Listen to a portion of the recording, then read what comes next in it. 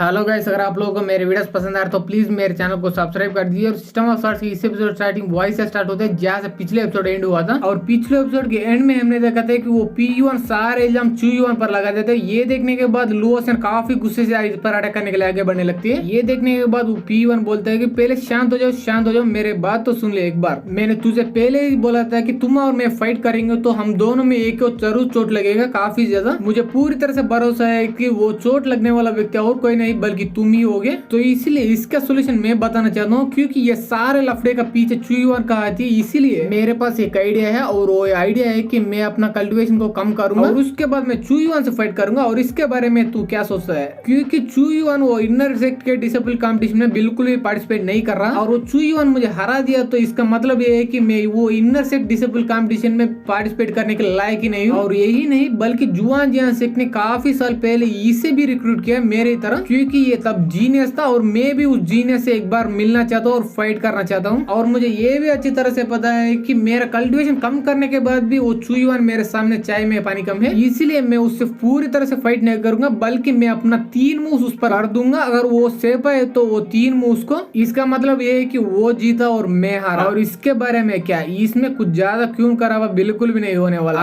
अगर चू1 एक सच्चा जीनियस है तो ये बोलने के बाद ये चू1 से पूछता है कि क्या चू1, क्या तेरे में इतना हिम्मत है तो मेरे साथ फाइट करने का? तभी बीच में लुओसन बोलती है कि तेरे माँ का, तेरे में कोई शर्म ना की चीज है क्या? क्योंकि तुम बॉडी रिफरिंग स्टेज का बंदा नहीं बल्कि एनलाइटमेंट रियल का बंदा है। तू अपना कल्टीवेशन कितना भी कम कर लो पर तेरा एनलाइटमेंट स्टेज का स्ट्रेंथ और एनर्जी पूरी तरह से तेरे अंदर रह जाएगा। और ये सारे चीजों की वजह से तुम मेरा सीनियर ब्रदर चू1 से काफी ज्यादा स्ट्रांग रह जाएगा अपने कल्टीवेशन को कितना भी कम करने के बाद भी। तो इसलिए मैं ये चैलेंज के लिए बिल्कुल भी एक्सेप्ट नहीं करूंगा और चुपचाप आकर मेरे साथ फाइट करो। तभी चू1 बोलता है कि मैं ये चैलेंज को एक्सेप्ट करने के लिए तैयार हूँ, पर मेरा भी एक कंडीशन है। अगर तू उस कंडीशन के लिए मान जाओगे तो तेरा 3 स्ट्राइक मैं लेने के लिए तैयार हूँ अपने ऊपर। ये सुने बाद पी1 बोलता है हाँ तो तू फाइनली हिम्मत वाला निकल गया, पर वो कंडीशन के बारे में बोल, मुझे जानना है उसके बारे में। ये सुने बाद चू1 बोलता है कि अगर मैं ये 3 स्ट्राइक को सेव पाऊंगा तो सीधा जाकर इस सारे वर्कर डिसेबल से माफी मांगोगे और उसके बाद तेरा खुद की तलवार को तेरा अपना ही हाथों से तोड़ दोगे। अगर ये दोनों शर्तें तुझे मंजूर है तो मैं तुझे फाइट करने के लिए तैयार हूँ। ये सुने बाद पी1 बोलता है कि तेरे सारे शर्तें मुझे मंजूर है। तुझे पता है क्यों?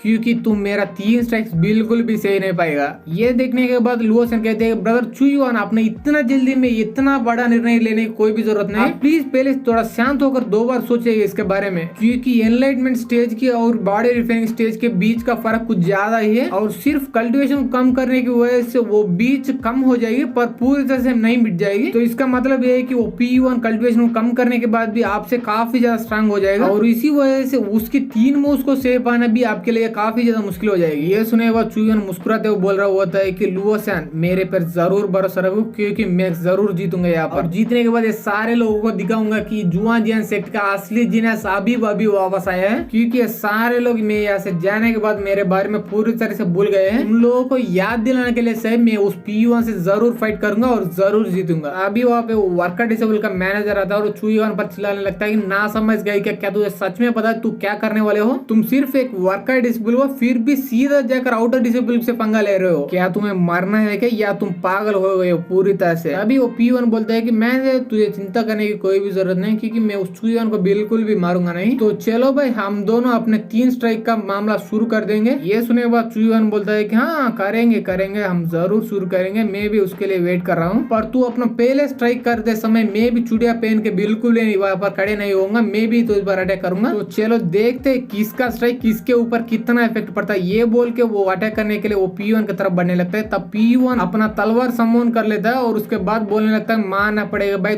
तुझ में तो दम तो है। पर ये सारे बातों को इग्नोर करके चू1 उसके सीधा सामने देते और इसके बाद जुआन तलवार को उठा के उस पर अटैक कर देता। तब ये देखने के बाद वो भी अपना तलवार निकाल के चू1 पर एक जोरदार स्ट्राइक कर देते। इसके वजह से दोनों तलवार टकराते हैं। इसके वजह से चू1 काफी दूर ऐसा पीछे की तरफ ढकेला जाता है और इसके बाद ये जैसे जैसे संभाल के ऐसा खड़े हो जाते इसके अपने मन में सोचने लगता है अरे अरे बाप रे, मुझे बिल्कुल भी नहीं लगा था कि वो अपने कल्टिवेशन को कम करने के बाद भी एनलाइटमेंट लेवल का बंदा का स्ट्रेंथ इतना स्ट्रांग होगा। सिर्फ उसके तलवार के साथ मेरे तलवार एक बार टकराने की वजह से ही मेरा हाथ अब नम हो चुके हैं। मैं अपना हाथों को बिल्कुल भी महसूस नहीं कर पा रहा हूँ। तब ये देखने के बाद PU1 बोलने लगता अरे अरे अरे तुझे मानना ही पड़ेगा भाई, क्योंकि तू मेरे एक स्ट्राइक के बाद ना आसानी से सही कर ऐसा जमीन पर खड़े हो रहे हो अब भी, और ऐसा लग रहा है मुझे तेरे लक कुछ ज्यादा तेरा साथ दे रहा है। आज लोग तेरे साथ कुछ ज्यादा देर तक नहीं रहने वाला, क्योंकि अगले स्ट्राइक में मैं तुझे हरा के रहूंगा। और ये बोलने के बाद अपने मन में सोचने लगता अरे बाप रे, ये तो मेरे लिए कि एक ह्यूमिलिएशन के बराबर है। मुझे लगा था कि मैं इसको एक स्ट्राइक में हरा पाऊंगा, पर मेरा एक स्ट्राइक को खाने के बाद भी ये ऐसा जमीन पर खड़ा हुआ है और मैं महसूस कर सकता हूँ उसके अंदर का एनर्जी कुछ ज्यादा नहीं घटा है। ये सोचने के बाद ये चुयुआन से बोलने लगता है चुयुआन तुम अब रेडी हो जाओ, क्योंकि मैं अपना दूसरा स्ट्राइक तुम पर करने वाला हूँ। ये बोल के हवा में छलांग मारता है, सीधा चुयुआन को अटैक करने के लिए चुयुआन की तरफ बढ़ता है। ये देखने के बाद वो सन उस पर चिल्ला रहे होते हैं कि बेशर्म कहीं का, तूने पहले बोला था कि तू अपना लेवल कम करके 7th लेवल पर पहुंच जाओगे, और मैं मानता हूँ तू फर्स्ट स्ट्राइक में ऐसा ही किया, पर अब दूसरे स्ट्राइक में तू अपना लेवल को बढ़ा के 9th लेवल पर आ चुके हो बॉडी रिपेयरिंग स्टेज के। क्या तुझे बिल्कुल भी शर्म नहीं आती ये सारे लोगों के सामने तेरा प्रॉमिस को तोड़ने से?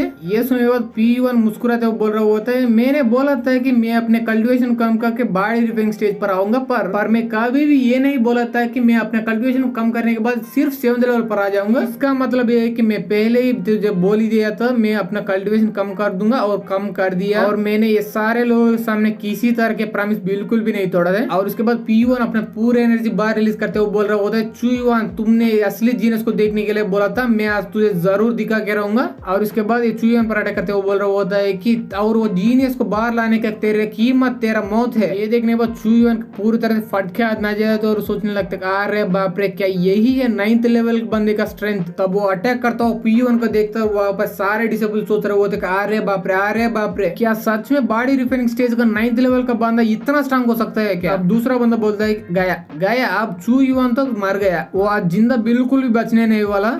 ये सुने वो एक और बंदा बोलता है कि वो बॉडी रिफाइनिंग के 9th स्टेज कर है अब, पर उसका असली स्ट्रेंथ एनलाइटमेंट स्टेज की बन जाए इतना है। तब उनमें एक और डिसेबल चिल्लाने लगता है ब्रदर चुयुआन वहां से आप चले जाइए, हमारे इज्जत के लिए आप उस बंदे से बिल्कुल भी फाइट करने की कोई भी जरूरत नहीं है। ये सुने के बाद दूसरा वर्कर डिसेबल बोलता है कि नहीं अब इसके लिए कुछ ज्यादा लेट हो चुका है, और सिर्फ हम ब्रदर चुयुआन के लिए सिर्फ दुआ ही कर सकते हैं और कुछ ज्यादा बिल्कुल भी नहीं कर सकते। और तभी हम PU1 और चुयुआन की तरफ देखते हैं। PU1 सीधा जाकर एक पावरफुल अटैक चुयुआन पर कर देता है, इसकी वजह से वहां पर काफी बड़ा ब्लास्ट हो जाता है। और इसके बाद ये एपिसोड यही खत्म हो जाते हैं। वीडियो अच्छी लगी तो लाइक कर दे, सब्सक्राइब कर दे, शेयर कर दे, and thanks for watching guys.